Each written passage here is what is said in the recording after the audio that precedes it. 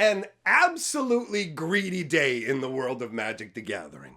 The Lord of the Rings box prices for Collector's Edition have been revealed, and they are in excess of $500. And the prices only get worse when you look at the upcoming Commander Masters. We are living in the craziest timeline. Magic. I am a wizard! History. I'm an old wizard! The Magic Historian. My bones hurt. Greetings, owners of fine luxury cardboard rectangles, my friends. I hope the day finds you well because we have gathered for a crazy installment of Mega Magic News. We have to talk about the Lord of the Rings and the Commander Master prices. But before we do that, a little bit of silly news that's disgusting in a different way. Take a look on the screen. Apparently, the Hot Pocket saga continues. We already talked about the Gideon one in a previous video. You can check that out if you want to know what kind of promos you get for getting these Hot Pockets. But alongside Gideon, we now have Jace, who has fallen to Phyrexia, but here he is whole again, offering you up a different sort of oily corruption in the form of a Hot Pocket. And then you've got Chandra, who feels like she should be on some kind of spicy Hot Pocket package. But that out of the way, let's talk about the real spiciness, which is the absolutely insane prices for the upcoming products, starting with Lord of the Rings. Here in Canada, we were hit with massive, what's the word Wizards uses? Price sensitivity. It's an absurd concept. We'll return to that. But anyways, 520 Canadian dollars. So there's not that much of a difference between Canadian and American dollars. You can expect these collector boxes to be in excess of 400 and something, even in American dollars. But if you don't understand the scale of this, if you want to know how much a Phyrexia All Will Be One collector box cost, $320. So there is a $200 basically price markup on this specifically because A, it's a Lord of the Rings set, and B, it's their sort of mid-year modern offering, right? So make no mistake, what they're doing here is another Modern Horizon set. So on top of the egregious price tag, they have another concept lying underneath it. But when you look at two different sets, you take a look at something like Phyrexia All-Be-One,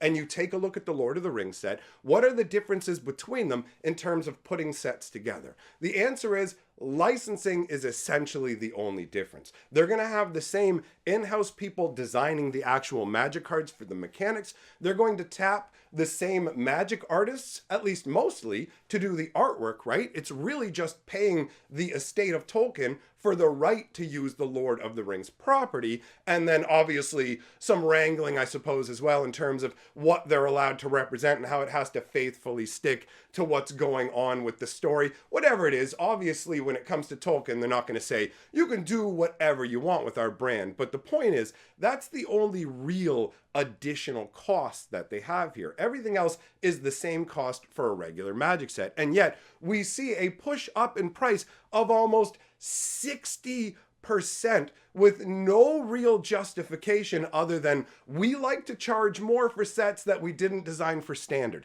That's it. And this set is going to be modern legal. This is part of the new wedge that Wizards of the Coast is driving into non-rotating formats. If you don't know how it works, basically for the longest time, the only thing Wizards really worried about was how do we balance standard? And then we'll let the other formats sort themselves out as cards make their way into them. But then Wizards went, wait.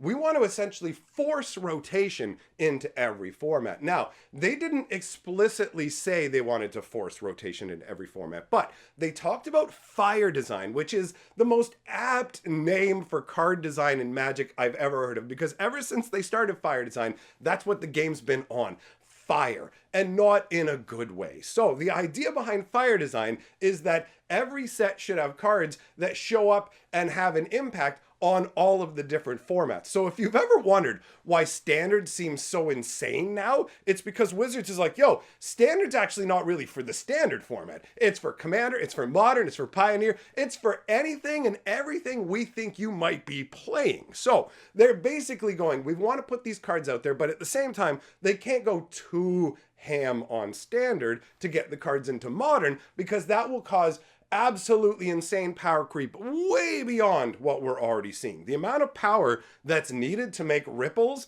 in Modern, well, I mean, who is the poster boy for making ripples and forming things around him basically right out of the gates? That's Ragavan, right? Ragavan is a huge deal. He formed the meta around him. Where does he come from? A Modern Horizon set. This is Wizards' intent. So, the point I'm trying to make here is that Wizards intends for these Lord of the Ring cards to specifically disrupt Modern and become a part of the meta. If you're somebody who, I mean, I don't know why you wouldn't like Lord of the Rings, but if it does feel weird having them in your magical universe because it is Universe Beyond, I get it. If you're somebody who doesn't like that, tough luck, because Frodo or Gandalf or Aragorn or somebody like that is coming to a Modern table near you. Look at how successful Ragavan has been. Not only has he made massive inroads in Modern, but he's been used successfully as a promo, to the point where the secret layer promo editions that were put out there were selling for thousands and thousands of dollars, the prize edition ones. So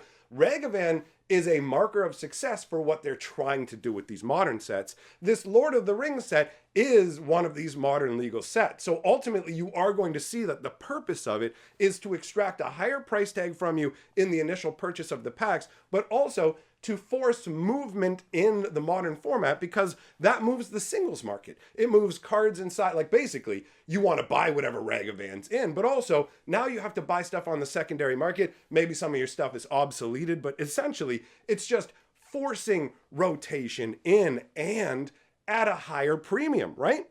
If Ragavan was at a standard level priced set, then Ragavan wouldn't have the higher secondary market price that he has. And then all these other promos and things that they're making wouldn't have that bang on effect. So Wizards is essentially manufacturing additional secondary market value by creating a high price tag in the forefront. And also, this seems like a test of our price sensitivity. Again, an amazing term. It's like they come up and kick you in the junk, and then when you fall on the ground and you're like, go, they just go, yo, man, what's up with this guy? Yo, are you footwear sensitive or something? Like, what's like, that's what it feels like. So Wizards of the Coast, it feels like we're being trolled almost, where they went 30th anniversary. Well, we know this is too far, but will you pay us $520 for collector booster boxes of Lord of the Rings? And then you take it a step further and it goes crazier when you look at Commander Masters for the pricing, because Commander Masters is literally $400, and now we're talking American prices. So roughly, they're going to be $500 for a set booster box in Canada. And the thing about these master sets is, guys, I want you to be really honest with yourself about Double Masters 2022. Like, really deep down gut honest, because there was a massive flurry of excitement around it. Baldur's Gate was a flop. Everybody was like, yo, let's get hyped and have a good time with this. Everybody went ham. But when you opened these packs with these extra rares, how often did it actually feel like you were opening something better or bigger than a regular set, right? The odds are still stacked against you with the way that they do their track printing. You'll open all these packs and go, jank rare, oh, I get 2 jank rares per pack. Like, Wizards isn't in the business of handing you extra good, valuable cards. They're in the business now of calculating the minimum amount to get. What do we put in here? How do we do all this? How do we leverage 18 different copies of things to get you to spend the most?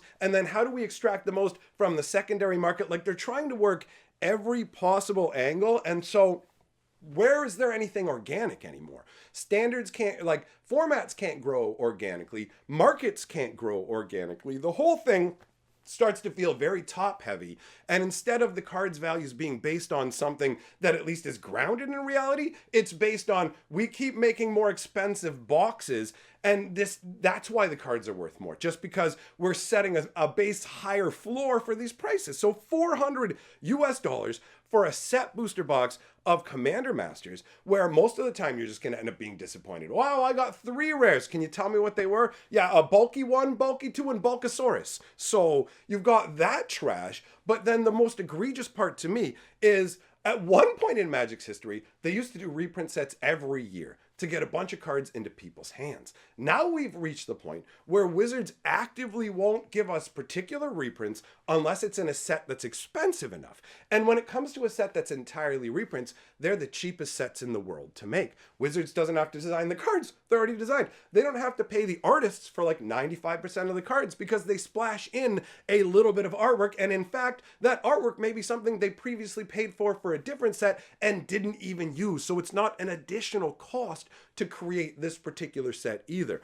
The master sets are essentially free money for Wizards of the Coast. And instead of bringing in it at a reasonable price tag, it's ever swirling upwards, right? Why didn't we get the Jeweled Lotus in Baldur's Gate? Why didn't we see that kind of stuff? Because they were saving the goodness for this crazy double Commander Masters, where they mashed the concept of Commander Masters and double Masters together to go get more hyped. But we're living in an era where Wizards just crams names on anything together. You've got Jumpstart, where Jumpstart is, yo, this is a supplemental, pretty much theme deck product over here, where it's almost everything that's in the main set. But this kind of Jumpstart is all new, and check it out, there's anime waifus. And you're like, but they're both called Jumpstart.